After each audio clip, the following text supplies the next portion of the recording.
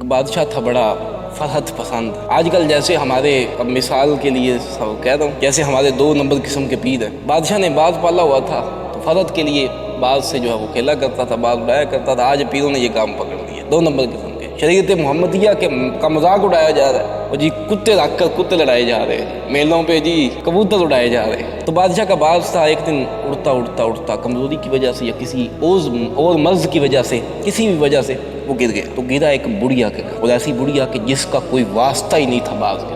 وہ باز کو نہیں جانتی باز ہوتا کیا ہے. بڑھیا نے دیکھا بھی باز کے ناخن بڑے ہوئے ہیں, اس نے اس کو پانی شانی پلایا. اب اس کے ناخن کاٹ, اس نے دیکھا اس کے بال بہت بڑے ہوئے ہیں, اس کے پر بہت بڑے ہوئے ہیں, سارے کاٹ دیے. اب اس کی جلد نظر آنے لگی. اب جب وہ بادشاہ کے سپاہی آئے نا, سپاہیوں نے دیکھا جی باز جو بڑا خوبصورت تھا, اب اس کے اوپر تو بال ہی کوئی نہیں رہے گا, اس کے تو ناخن بھی کاٹ دیے. مائی کو اس نے کہا بھی تم نے یہ کیا کر دیا؟ اس بڑھیا نے کہا کہ مجھے اس کے ناخن اچھے نہیں لگے تو میں نے کاٹ دیے. میں نے کہا بڑے ہوئے ہیں. مجھے اس کے بال اچھے نہیں لگے تو میں نے بال کاٹ دیے کہ بال بڑے ہوئے ہیں. اب اس بڑھیا کا کوئی واسطہ نہیں تھا باز کے ساتھ. اسے پتہ نہیں باز ہوتا کیا ہے, اس کی خصوصیت اور اس کے اندر کیا کیا چیزیں پائی جاتی ہیں اور کیا چیزیں اس کے لیے خوبصورت ہے.